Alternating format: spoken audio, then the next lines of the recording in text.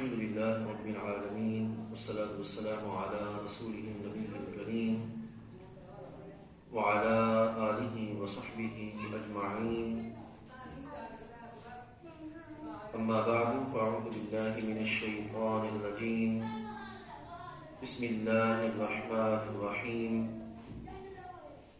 فلولا نفر من كل فرقة منهم طائفة ليتفقهوا في الدين. صدق الله مولانا العظيم وبلغنا رسوله النبي الكريم الأمين.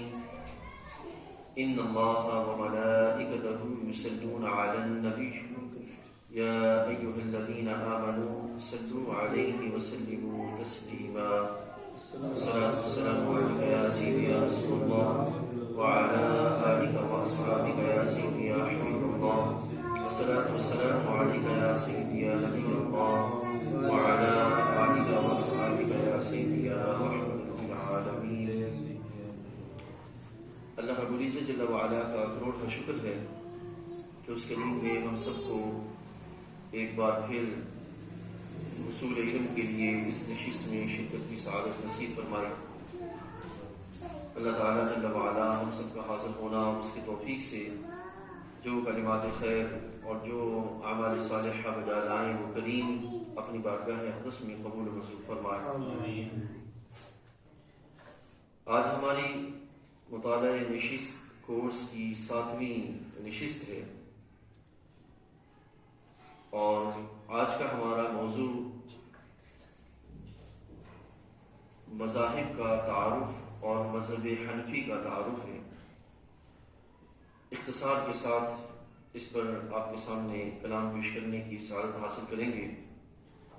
اللہ تعالی ہمیں دین متین کا صحیح فہم نصیب فرمائے اور اسی دین پر بخیریت ہمارا خاتمہ فرمائے. رسول اکرم نور مجسم صلی اللہ علیہ وسلم نے اپنی امت کو 2 چیزیں عطا فرمائیں. ایک ہے کتاب اللہ اور دوسری ہے سنت رسول علیہ السلام. ان دونوں کے ساتھ ساتھ ہمارے آقا صلی اللہ علیہ وسلم نے اپنی امت کے قیامت تک کے معاملات کی درستگی کے لیے اور ان کو دین پر ہمیشہ باقی اور قائم رکھنے کے لیے ایک اور چیز بھی عطا فرمائی جس کو کہتے ہیں دین کی سوجھ بوجھ، دین کا فہم. یعنی کہ محض کتاب اللہ اور سنت رسول علیہ السلام نہیں عطا فرمائی بلکہ یہ دونوں خزانے عطا کرنے کے بعد اس میں غور و فکر کرنے کی صلاحیت اور اس صلاحیت کے لحاظ سے ہر زمانے کے اندر جو نئے نئے مسائل درپیش ہوں گے ان مسائل کے حل کرنے کی صلاحیت، اس کو فقہ کہتے ہیں. یعنی کہ احکام شریعہ جن کا تعلق عملی زندگی کے ساتھ ہے اس کو قرآن و سنت میں سے دلائل کے ساتھ اخذ کرنا، اس کو فقہ کہا جاتا ہے. اور یہ فقہ ہمارے آقا صلی اللہ علیہ وسلم نے اپنے صحابہ رضوان اللہ علیہم اجمعین کو باقاعدہ طور پر سکھائی. اس لحاظ سے جو فقہ ہے اس کے معلم اول یعنی کہ سب سے پہلے جو سکھانے والے ہیں وہ ہمارے آقا صلی اللہ علیہ وسلم ہیں اور اس کے مؤسسین یعنی کہ اس کی بنیاد رکھنے والے ہمارے آقا صلی اللہ علیہ وسلم کے صحابہ ہیں رضوان اللہ علیہم اجمعین، جنہوں نے سرکار کی بارگاہ سے اصول سیکھے اور پھر اس کے مطابق انہوں نے اپنے ادوار میں مسائل کے حل کا اہتمام کیا. اب قرآن مجید فرقان حمید اور شریعت مطہرہ سے جو مثالیں اس کی ملتی ہیں، صحابہ کرام رضوان اللہ علیہم اجمعین میں سے ہر ایک اپنی ذہنی صلاحیتوں کے اعتبار سے برابر نہیں تھا. بعض وہ تھے کہ جن کی ذہنی صلاحیتیں بہت زیادہ تھیں اور بعض وہ تھے کہ جو ذہنی صلاحیتوں کے اعتبار سے اس حد تک نہیں تھے جس حد تک ہونا چاہیے. میں نے کئی ایک مثالیں رکھی ہیں لیکن مختصراً 2 مثالوں سے بات کو آپ کے سامنے بڑھاتے ہوئے بات کو آگے لے کے چلتے ہیں. ایک وہ مثال یاد کریں کہ رسول اللہ صلی اللہ علیہ وسلم پر ایک آیت کریمہ نازل ہوئی جس میں رب تعالیٰ فرماتا ہے کلوا واشربوا حتی یتبین لکم الخیط الابیض من الخیط الاسود، کھاؤ پیو یہاں تک کہ سفید ڈوڑا سیاہ ڈوڑے سے جدا ہو جائے۔ اب یہ قرآن مجید کی آیت ہے، خیط الابیض من خیط الاسود، کہ سفید ڈوڑا سیاہ ڈوڑے سے جدا ہو جائے۔ اب ایک صحابی تھے رضی اللہ تعالی عنہ، وہ گھر گئے، انہوں نے یہاں سفید ڈورے سے اور سیاہ ڈورے سے مراد یہی لیا کہ دو سیاہ سفید دھاگے لے لیے جائیں، ان کو اکٹھا رکھ لیا جائے اور پھر ان کے جدا ہونے کا انتظار کیا جائے اور اس وقت تک بندہ کھاتا پیتا رہے۔ اب یہ انہوں نے قرآن مجید کا الگ کیا، پھر قرآن نے ایک حکم بیان کیا ہے، ایک وقت بیان کیا ہے، زیادہ وہ اس مسئلے کو نہ سمجھ سکے۔ اور پھر صبح سرکار دو عالم صلی اللہ علیہ وسلم کی بارگاہ میں حاضر ہو کر جب سرکار کی بارگاہ میں اپنا ماجرا پیش کیا تو نبی علیہ الصلوۃ والسلام نے مسکراتے ہوئے ارشاد فرمایا کہ اس سے مراد رات کی سیاہی سے سفید دن کی سفیدی کا نکل آنا ہے۔ ٹھیک ہے، یہ ہے۔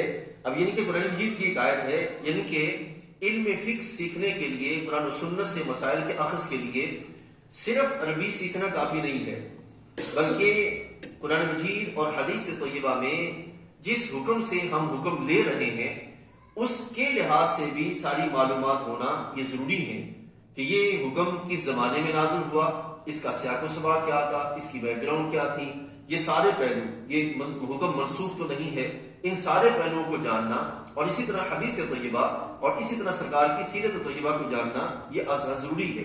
ایسے ہی میں نے ایک مثال آپ کے سامنے رکھی تھی، اسی کو آپ کے سامنے دوبارہ پیش کر کے پھر ہم آگے بڑھتے ہیں۔ رسول اکرم صلی اللہ علیہ وسلم کے ایک صحابی تھے، ایک نئی مثال یہ دیتا ہوں، حضرت عمار بن یاسر رضی اللہ تعالیٰ عنہ، یہ حضور کے صحابی ہیں اور بڑے جگہ صحابی ہیں۔ یہ عمار بن یاسر رضی اللہ عنہ ایک جگہ موجود تھے کہ ان پر غسل فرض ہو گیا اور ان کے پاس پانی نہیں تھا۔ اب غسل جو ہے وہ اگر فرض ہو جائے، وضو ٹوٹ جائے، پانی نہ ہو تو حکم کیا ہے کہ تیمم کر لیا جائے، اور اگر غسل فرض ہو جائے تو پھر بھی حکم یہی ہے کہ تیمم کر کے آپ نماز پڑھ لیں، شرعی حکم یہی ہے۔ اب اس وقت انہیں اس شرعی حکم کی خبر نہیں تھی کہ اگر غسل لازم آ جائے تو پھر بندہ کیا کرے کہ تیمم کر کے نماز پڑھ لے، اس کا مسئلے کی خبر نہیں تھی۔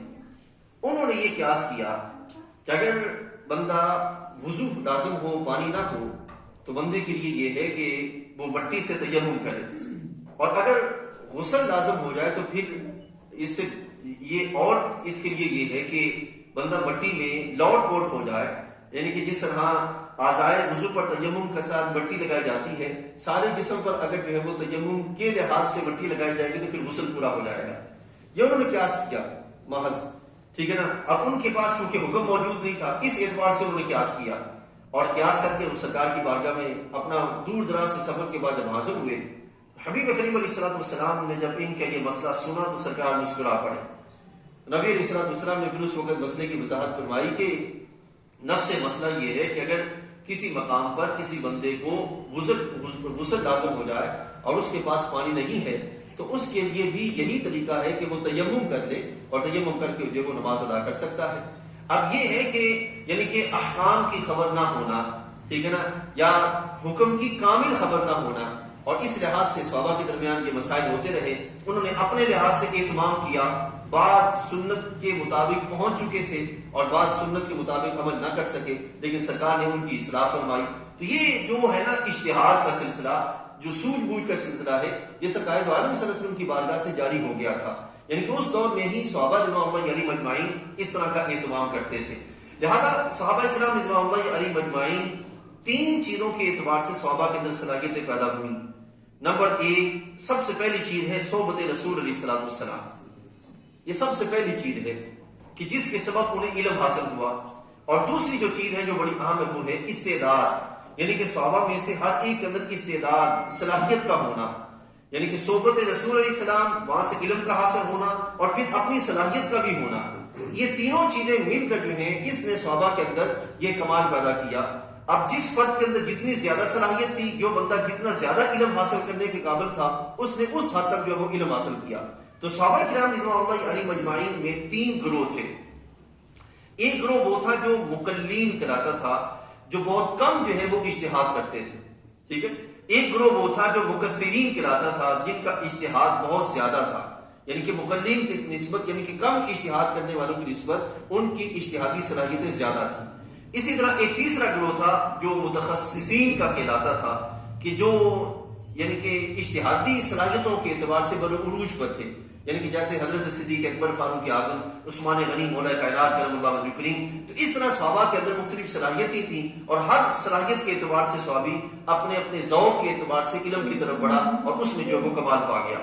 اب صحابہ رضوان اللہ علیہم اجمعین سرکار دو عالم صلی اللہ علیہ وسلم کے ظاہری دور اقدس میں اپنے علوم کے سیکھنے کے بعد کئی ایسے تھے جو مختلف علوم میں ماہر ہو چکے تھے، جیسے کہ حضرت سیدنا حضرت عمر رضی اللہ تعالیٰ عنہ، حضرت عبداللہ بن مسعود رضی اللہ تعالیٰ عنہ، حضرت ابی بن کعب رضی اللہ تعالیٰ عنہ، حضرت زید بن ثابت رضی اللہ تعالیٰ عنہ. یہ وہ تھے جو مختلف علوم میں ماہر ہو چکے تھے.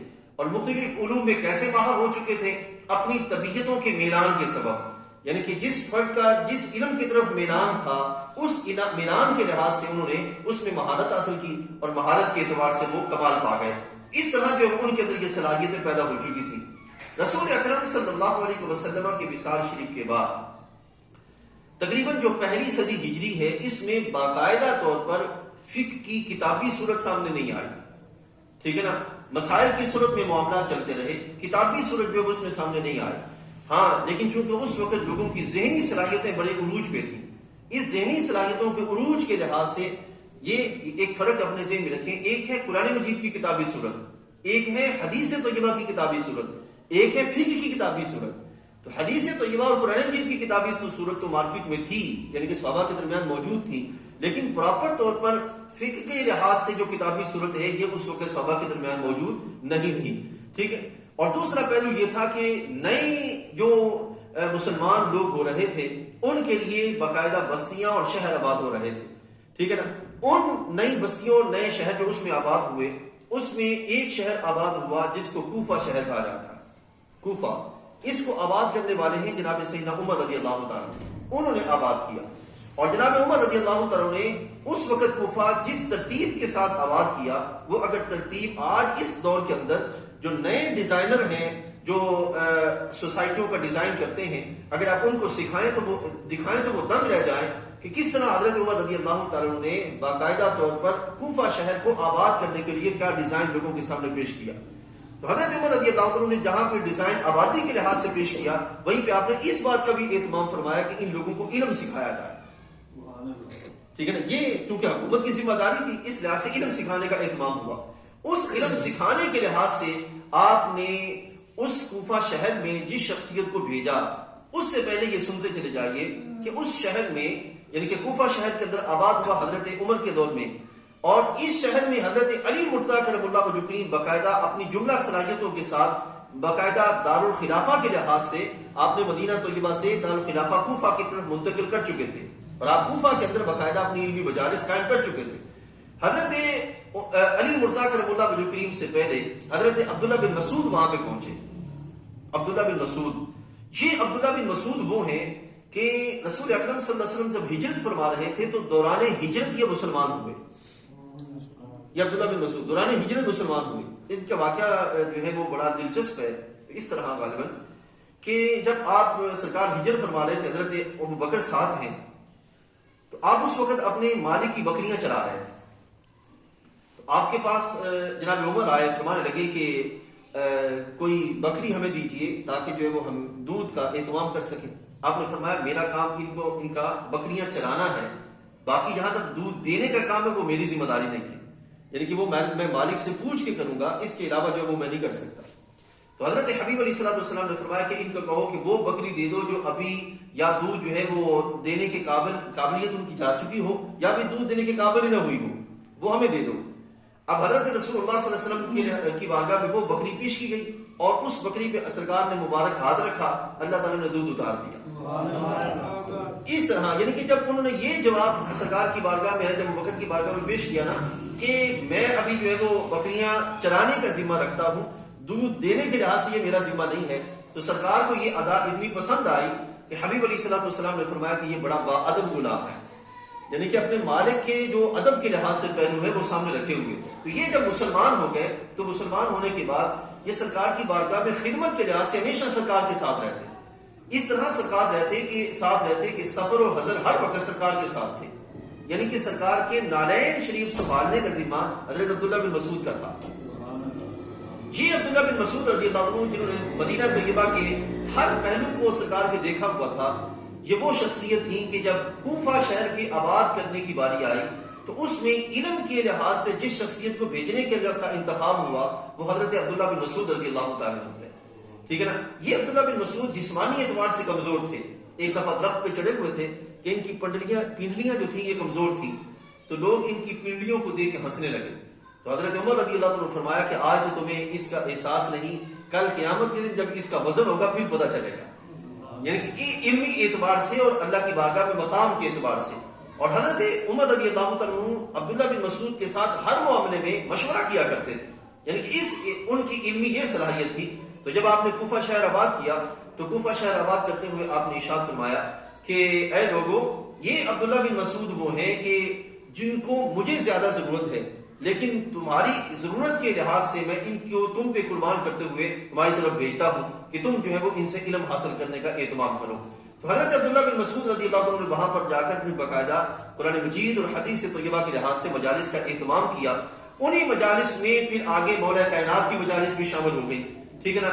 اور ان مجالس کے سلسلے پھر آگے بڑھتے گئے یہاں تک کہ حضرت سیدنا امام اعظم ابو حنیفہ رحمۃ اللہ تعالی علیہ اس سارے علمی خزانے کے جو وارث ٹھہرے وہ حضرت امام اعظم ابو حنیفہ رحمۃ اللہ تعالی علیہ. اب یہاں پر یہ ایک تسلسل تھا جو پیچھے میں نے فقہ کے لحاظ سے آپ کے سامنے رکھا. اس کو بیان کرنے سے پہلے میں آپ کے سامنے دوسرے جو ائمہ ہیں ان کا تھوڑا سا تعارف آپ کے سامنے رکھتا چلوں. حضرت امام اعظم ابو حنیفہ رحمۃ اللہ تعالی علیہ یہ نہیں ہے کہ صرف آپ ہی کوفہ شہر کے اندر موجود تھے اور دوسرے علاقوں میں کوئی اور امام موجود نہیں تھے، ایسا ہرگز سلسلہ نہیں. لیکن کیا وجہ ہے کہ آپ کو اور باقی جو 5 سے 6 ائمہ ہیں انہی کو ہی زمانے کے اندر وہ شہرت حاصل ہوئی جو باقی ائمہ کو حاصل نہ ہو سکی. اس کی وجہ بنیادی سب سے پہلی یہ ہے کہ ائمہ اس وقت جو مختلف حلقے جنہوں نے سجائے اور جنہوں نے اپنے لحاظ سے علم کو پھیلانے کا اہتمام کیا، ان کی صرف 2 صورتیں تھیں. ایک یہ کہ آئیں بیٹھیں علم حاصل کریں اور علم حاصل کرنے کے بعد آپ اپنے اپنے علاقوں میں تشریف لے جائیں. ٹھیک ہے نا. یعنی کہ باقاعدہ طور پر علم کو ترتیب دے کے کتابی صورت میں شائع کرنا یہ ان کے لحاظ سے معاملہ نہیں تھا. نتیجہ کیا نکلا کہ وہ ستارے جوں جوں چمکے اپنے وقت کے لحاظ سے چمکتے رہے اور اس کے بعد جو ہے وہ ان کا وصال ہو گیا اور جو ہی ان کا وصال ہوا ساتھ ہی جو ہے وہ علم بھی چلا گیا. حضرت سیدنا امام شافعی رحمۃ اللہ تعالی علیہ یہ شخصیت وہ ہیں جو حضرت امام اعظم ابو حنیفہ رحمۃ اللہ تعالی علیہ کے وصال کے بعد پیدا ہوئی. امام شافعی ٹھیک ہے. اور یہ حضرت امام اعظم ابو حنیفہ رحمۃ اللہ تعالی علیہ کے پوتا شاگردوں میں آتے ہیں. یعنی کہ امام اعظم ابو حنیفہ کے شاگرد ہیں امام محمد بن حسن شیبانی اور محمد بن حسن شیبانی کے شاگرد ہیں امام شافعی رحمۃ اللہ تعالی علیہ. پوتا شاگردوں میں آتے ہیں. حضرت امام شافعی رحمۃ اللہ تعالی علیہ نے جو فقہ کا تدوین کیا، فقہ کا اہتمام کیا، آپ کی فقہ جو تھی وہ انفرادی سطح پہ تھی. یعنی کہ شخص واحد آپ کے پاس مسائل پیش کیے جاتے، آپ ان مسائل کو بیان کرتے اور پھر لکھ لیتے. اس طرح آپ کی کتابی صورت جو وہ سامنے آئی کتاب الام. ٹھیک ہے. اور وہ باقاعدہ مارکیٹ کے اندر موجود ہے جو فقہ شافعی کے لحاظ سے ایک بہت بڑا مرکز ہے. حضرت امام شافعی رحمۃ اللہ تعالی کے شاگرد تھے حضرت سیدنا امام احمد بن حنبل رحمۃ اللہ تعالی. یہ امام شافعی کے شاگرد تھے. حضرت امام احمد بن حنبل رضی اللہ عنہ باقاعدہ طور پر فقہ کا آپ سے تدوین نہیں ہو سکی. آپ نے احادیث کو جمع کرنے کا تو اہتمام کیا لیکن کتابی صورت پر فقہ کو جمع کرنا، فقہ کی جو تدوین کرنا یہ آپ کام نہ کر سکے. ٹھیک ہے. نتیجہ یہ نکلا کہ حضرت امام احمد بن حنبل رحمۃ اللہ تعالی علیہ کی کتابی صورت میں احادیث کے سلسلے موجود ہیں لیکن باقاعدہ طور پر فقہ حنبلی کے لحاظ سے جو سلسلہ ہے جو آپ کے قلم سے شائع ہوا وہ ایسی چیز مارکیٹ میں موجود نہیں ہے. ٹھیک ہے نا. حضرت امام مالک رحمۃ اللہ تعالی علیہ یہ تیسرے امام ہیں. حضرت امام مالک رحمۃ اللہ تعالی علیہ حضرت امام شافعی کی نسبت سے فقہ شافعی ہے. حضرت امام احمد بن حنبل کی نسبت سے فقہ حنبلی ہے جو اس وقت مارکیٹ میں موجود ہے. سب سے کم جو فقہ کے افراد پائے جاتے ہیں وہ حنبلی افراد ہیں، اس سے زیادہ ہے شافعی، اس سے زیادہ ہے مالکی، ٹھیک ہے نا۔ یہ مالکی جو ہے سلسلہ، اس کی کیفیت کچھ ایسی ہے کہ امام مالک مدینہ طیبہ کے امام تھے، اور اتنے جید امام تھے کہ عشق رسول کی ان کا ایک اپنا ہی انداز تھا، ٹھیک ہے نا، عشق کے لحاظ سے ان کا اپنا ہی انداز تھا، اور اس انداز کی کیفیت یہ تھی کہ آپ نے مدینہ طیبہ سے سوائے حج کے ایام میں آپ مدینہ سے باہر نہیں نکلے، صرف اس سوچ کے ساتھ کہ کہیں ایسا نہ ہو کہ میری باہر موت آ جائے اور میں در رسول علیہ السلام سے جدا ہو جاؤں، صرف اس نیت کے ساتھ۔ اور دوسرا، حضرت سیدنا امام مالک رحمۃ اللہ تعالی، آپ ساری زندگی مدینہ طیبہ کے اندر جب چلتے تو گلیوں میں دیواروں کے ساتھ لگ لگ کے چلتے تھے، عین گلی کے درمیان نہیں چلتے تھے کہ کہیں کسی مقام پر قدم رسول علیہ السلام کے نشان پہ میرا قدم آ جائے، یعنی کہ یہ ادب کے لحاظ سے ان کا سلسلہ تھا۔ اگر دوسری طرف اگر علم کے لحاظ سے دیکھا جائے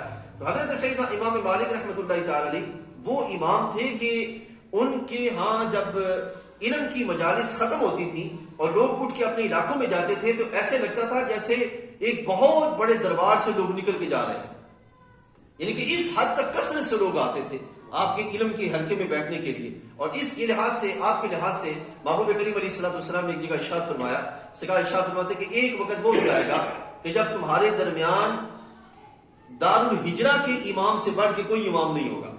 حضرت امام مالک رحمۃ اللہ تعالی کی طرف جو اشارہ ہے، تو امام مالک رحمۃ اللہ تعالی کی جو فقہ مالکی ہے، اگر اس کو دیکھا جائے تو یہ عرب شریف سے اس طرف مغربی جتنا بھی علاقہ ہے مراکش تک، ان علاقوں کے اندر جو فقہ چلتی ہے نا وہ فقہ مالکی چلتی ہے، ٹھیک ہے، ان علاقوں کے اندر جو فقہ موجود ہے وہ مالکی فقہ ہے، ٹھیک ہے۔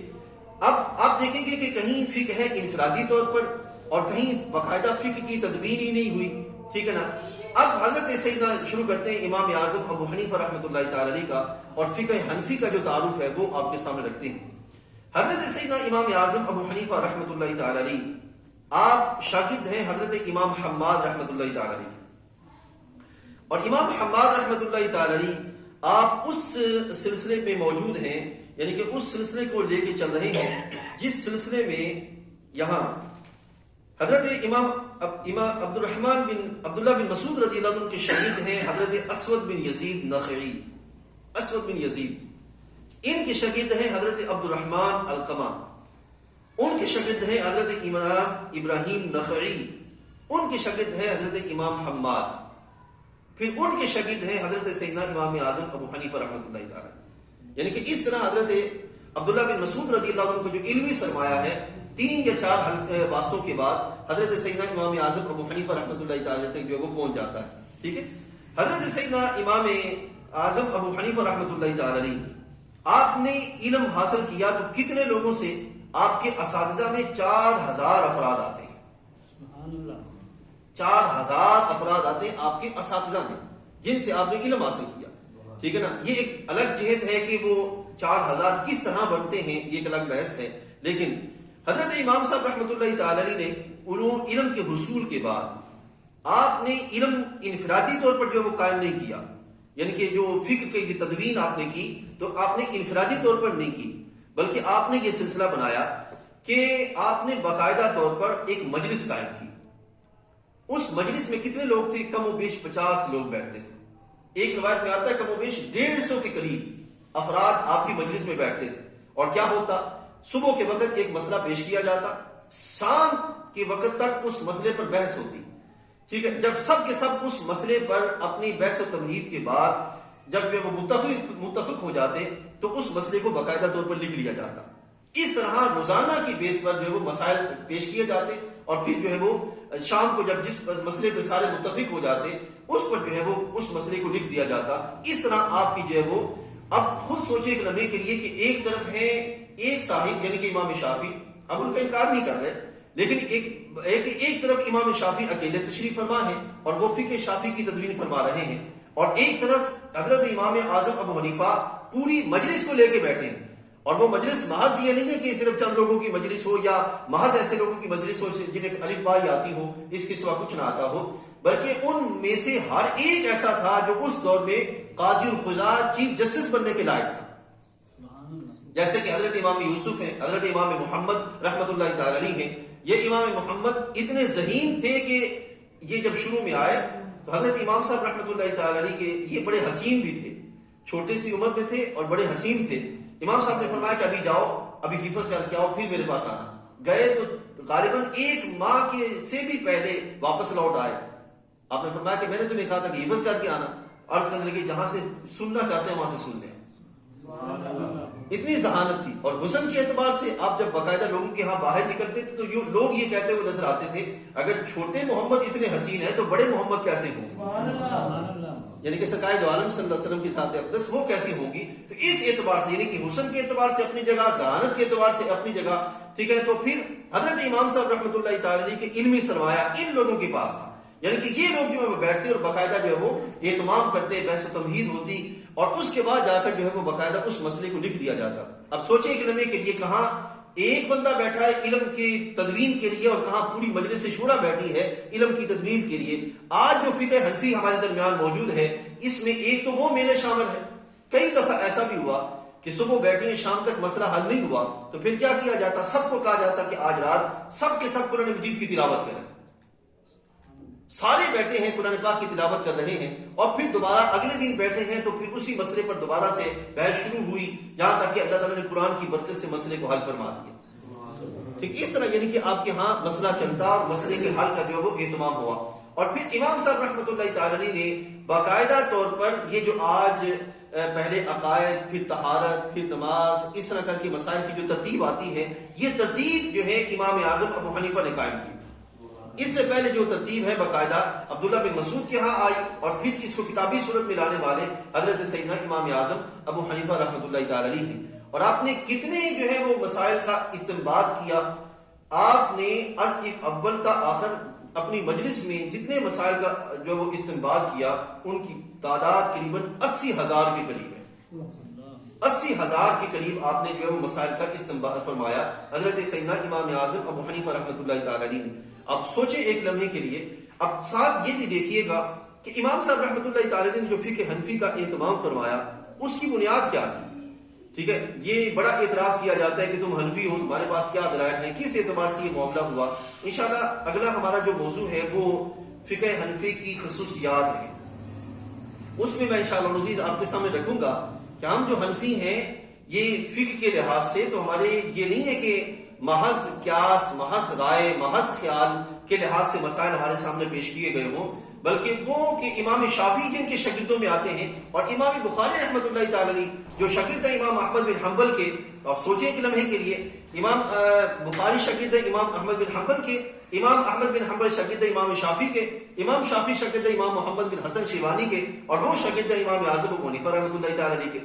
استاد جو ہے اس کے پاس کچھ نہ ہو اور شاگرد جو ہے اس کے پاس حدیثوں کا سرمایہ ہو. یہ کتنی بڑی جہالت ہے جس پر جو وہ لوگوں کے درمیان بات کی جاتی ہے. اب دیکھیے حضرت امام صاحب رحمۃ اللہ تعالی نے جو فقہ حنفی کا اہتمام فرمایا اس کے اساسی اصول کیا ہیں، یعنی کہ کون سے ایسے اصول ہیں جن کی بنیاد پر آپ نے فقہ حنفی کا اہتمام فرمایا. سب سے پہلے مسائل کے استنباط کے لیے، مسائل کے استخراج کے لیے سب سے پہلی جو چیز جس سے مسائل کو اخذ کیا جاتا تھا وہ ہے کتاب اللہ، اللہ تعالیٰ کی کتاب. خصوصیات انشاءاللہ جب آگے بڑھیں گے تو وہ آپ کے سامنے رکھیں گے. کتاب اللہ. اس کے بعد جو دوسری چیز ہے وہ ہے رسول اللہ صلی اللہ علیہ وسلم کی سنت مبارکہ. کتاب اللہ، رسول اللہ صلی اللہ علیہ وسلم کی سنت مبارکہ. تیسری جو چیز ہے وہ ہے صحابہ کرام رضوان اللہ علیہم اجمعین کا عمل اور ان کے فتاوی. صحابہ کا عمل اور ان کے فتاوی. میں آپ کو یہاں عرض کرتا چلوں کہ چاروں ائمہ میں سے جو امام تابعی ہیں وہ حضرت امام اعظم ابو حنیفہ ہیں. آپ نے قریباً 27 کے قریب صحابہ سے علم حاصل کرنے کا اہتمام فرمایا. 27 کے قریب جو ہے وہ صحابہ ان سے علم حاصل کرنے کا اہتمام فرمایا. چوتھی جو چیز ہے وہ ہے اجماع، یعنی اہل علم کا کسی دور میں کسی مسئلے پر اتفاق کر لینا. جیسے کہ آپ احباب کو یاد ہوگا آخری نشست میں جب حضرت سیدنا صدیق اکبر رضی اللہ عنہ کا تذکرہ ہو رہا تھا تو اس میں میں نے یہ بیان کیا تھا کہ یہ جو افضلیت سیدنا صدیق اکبر رضی اللہ تعالیٰ عنہ ہے اس پر صحابہ کا اجماع ہے، بشمول حضرت سیدنا علی مرتضیٰ کرم اللہ وجہ کریم. اس میں صحابہ کا اجماع ہے اور وہ اجماع ایسا ہے جو قطعیت کے درجے پہ ہے اور اس کا انکار کرنے والا اہل سنت سے خارج ہو جائے گا. تو یہ ہم نے یہ بیان کیا تھا کہ جو اجماع ہے اس پر حضرت سیدنا امام اعظم ابو حنیفہ رحمۃ اللہ بنیاد رکھی. اس کے بعد آگے قیاس کرنا، یعنی کسی ایسے مسئلے کا حکم جس کا بیان نہ آیا ہو، یعنی کہ مسئلہ اپنے ظاہر کے اعتبار سے موجود نہیں ہے اور اس کی مثال کسی دوسری جگہ پائی جا رہی ہے. میں اس کی ایک مثال دیتا ہوں. حضرت سیدنا رسول کریم علیہ الصلوۃ والسلام کی بارگاہ سے ایک مسئلہ ملتا ہے کہ محبوب کریم علیہ الصلوۃ والسلام جب آپ اعتکاف فرماتے تو اپنا سر انور حضرت سیدہ عائشہ رضی اللہ تعالی عنہا کی طرف نکالتے، یعنی کہ حجرہ شریف کی طرف، اور سیدہ عائشہ رضی اللہ تعالی عنہا اس حال میں ہوتی کہ ان پر نماز کا سلسلہ نہیں ہوتا تھا، یعنی کہ نماز نہیں پڑھ سکتی تھیں، وہ جو خاص ایام ہوتے ہیں. تو اس وقت میں جو ہے وہ آپ سرکار دو عالم صلی اللہ علیہ وسلم کا سر انور دھوتی تھی. اب اس حدیث سے طیبہ سے ایک مسئلہ اخذ کیا گیا، آپ کو شاید یاد آ گیا ہوگا. صحابہ کرام کی ایک جماعت بیٹھی ہے اور ان میں محدثین ہیں اور ایک فقیہ ہیں، تابعین میں فقیہ ہیں. تو ایک عورت نے آ کے پوچھا کہ کیا حائضہ عورت میت کو غسل دے سکتی ہے؟ یہ مسئلہ پوچھا گیا، حائضہ عورت میت کو غسل دے سکتی ہے؟ محدثین نے کہا کہ نہیں دے سکتی. کیوں؟ نفس مسئلہ اپنی اسی صورت میں آپ کو حدیث تجربہ میں کہیں نہیں ملے گا. نفس مسئلہ یعنی کہ یہ جو ہے کہ حائضہ عورت کا میت کو غسل دینا، اس پہ سرکار کی کوئی ایک حدیث بھی نہیں ملے گی قولی اعتبار سے. ٹھیک ہے، کوئی ایک حدیث بھی نہیں ملے گی. اچھا، محدثین نے کہا نہیں دے سکتی، چلے گئی. جو ہی جانے لگی تو ساتھ عبداللہ بن عباس قریبی نماز پڑھ رہے تھے. آپ نے فوراً نماز کو مکمل کرنے کے بعد فرمایا کہ اس عورت کو بلاؤ، جلدی کرو. عورت کو فوراً بلایا گیا تو حضرت عبداللہ بن عباس رضی اللہ عنہ نے پوچھا کہ مسئلہ دوبارہ پوچھو. اس نے کہا کہ کیا حائضہ عورت میت کو غسل دے سکتی ہے؟ تو آپ نے فرمایا ہاں دے سکتی ہے. اب آپ فقیہ ہیں، وہ محدثین ہیں. ٹھیک ہے، آپ فقیہ ہیں، وہ محدثین ہیں. جب وہ چلی گئی تو حضرت عبداللہ بن عباس سے محدثین نے پوچھا کہ آپ نے یہ مسئلے کا حل کہاں سے نکالا؟ آپ نے پھر وہ روایت پیش کی جو ابھی میں نے پہلے آپ کے سامنے بیان کی کہ سرکار دو عالم صلی اللہ علیہ وسلم جو ہے وہ جو ہے سر انور اپنا حجرہ شریف کی طرف کرتے اور حضرت عائشہ رضی اللہ تعالیٰ نے اس حال میں ہوتی تھی لیکن اس کے باوجود وہ سرکار کا سر انور دھوتی تھیں.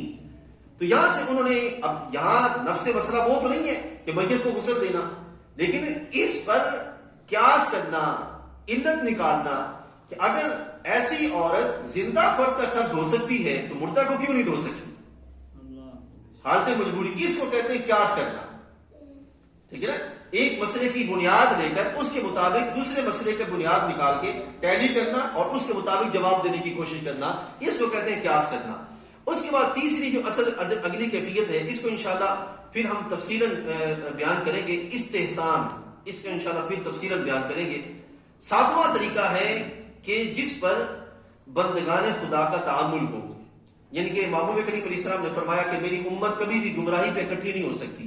یعنی کہ ایک علاقے کے جب جو محقق افراد ہیں اور عاملین ہیں وہ اگر کسی معاملے میں کوئی کام کر رہے ہوں تو ان کی بنیاد مسئلے کو حل کرنے کا اہتمام کرنا. تو یہ وہ بنیادی 7 اصول تھے جو کہ حضرت سیدنا امام اعظم ابو حنیفہ رحمۃ اللہ تعالی علیہ لوگوں کے درمیان جو ہے وہ ان کی بنیاد پر آپ نے فقہ حنفی کا اہتمام فرمایا اور لوگوں کے سامنے پیش کرنے کا اہتمام ہوا.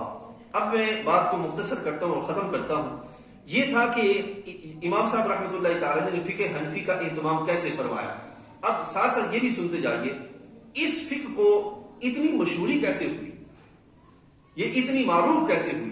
اب معروف اس طرح، اگر آپ یہاں سے سنیں کہ عراق جو اس طرف ہے افغانستان کے ساتھ اور ایران کے ساتھ، وہاں سے شروع ہو جائیں، افغانستان، پاکستان، انڈیا، آگے مالدیپ، بھوٹان، یہ جتنے بھی علاقے ہیں، اور اسی طرح جو ترکی کا تقریباً آدھے سے زیادہ علاقہ، یہ سارے کے سارا فقہ حنفی پر مشتمل ہے.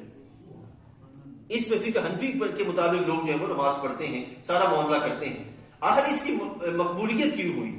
سب سے بڑی چیز جو اس کی مقبولیت کے لحاظ سے وہ ہے فضل الہی، اللہ تعالیٰ کا فضل سب سے پہلی چیز ہے. کیونکہ ہمارے حبیب علیہ الصلوۃ والسلام نے ارشاد فرمایا کہ جب اللہ تعالیٰ جل وعلا کسی سے محبت فرماتا ہے تو اس بندے کی محبت کو پھر لوگوں کے درمیان عام کر دیتا ہے. ٹھیک ہے نا، تو یہ جو سلسلہ ہے امام اعظم ابو حنیفہ رحمۃ اللہ تعالی علیہ کا ہر طرف عام ہونا، اس کی سب سے پہلی چیز یہ کہ اللہ تعالیٰ کی محبت. دوسری جو کیفیت ہے وہ ہے امام اعظم ابو حنیفہ رحمۃ اللہ تعالی علیہ کا اخلاص، للہیت اور اللہ اور اس کے رسول کی رضا چاہنے کا اہتمام کرنا. ٹھیک ہے. اور آپ کی یہ کیفیت تھی کہ آپ رمضان مبارک کے اندر آپ 63 قرآن پاک ختم کرتے تھے ایک دن میں، ایک رات میں روزانہ، ایک دن میں روزانہ. ٹھیک ہے نا. تو آپ خود سوچیں کہ صبح دن اور رات میں کتنے ہو جائیں گے؟ 60 کے ہو جائیں گے. تراویح میں الگ ہوگا. ٹھیک ہے نا. اور اسی طرح شب قدر جو آخری رات ہے اس میں تو کرتے کرتے لیکن 62-63 کے قریب قرآن پاک جو ہے وہ ہر رمضان میں ختم فرماتے تھے. اور اس کے علاوہ کا جو معاملہ ہے وہ الگ کیفیت ہے. اس طرح آپ کی خلوص، آپ کی محنت اور آپ کی جو للہیت ہے وہ اللہ کی بارگاہ میں اس قدر کام آئی.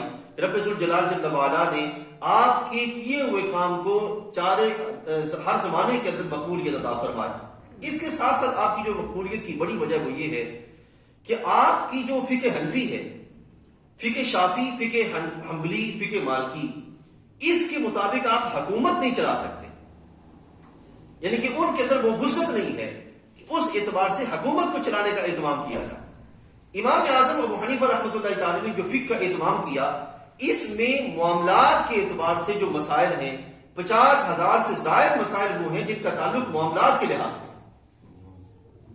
ٹھیک ہے. یعنی کہ یہ فقہ وہ ہے کہ جس کی بنیاد پر آپ باقاعدہ حکومت قائم کر سکتے ہیں اور حکومت چلانے کا اہتمام کر سکتے ہیں فقہ حنفی کے اعتبار سے. اسی بات سے آپ دیکھتے ہیں کہ جب بھی گورنمنٹ لیول پر کہا جاتا ہے کہ کوئی جو ہے وہ کون سی فقہ چلے گی، تو پاکستان میں جتنے بھی جو فقہ حنفی پہ عمل پیرا ہے وہ اس پہ جو جمع ہو جاتے ہیں کہ پاکستان میں اکثریت فقہ حنفی کے والوں کی ہے، لہٰذا اسی کو جو وہ رائج کر دیا جائے. یہ اس قابل ہے. میں یہاں پہ بتاتا چلوں کہ جو دیوبند ہیں مکتبہ فکر، وہ بھی اپنے آپ کو فقہ حنفی پہ کہتے ہیں، اور آل سنت ہم جو ہیں ہم بھی اپنے آپ کو یا رسول اللہ کہنے والے فقہ حنفی پہ ہی ہوتے ہیں. تو اس اعتبار سے فقہ حنفی کا جو سلسلہ ہے یہ اگر ملک میں رائج کر دیا جائے تو زمانے کے اندر معاملہ آسان ہو جائے.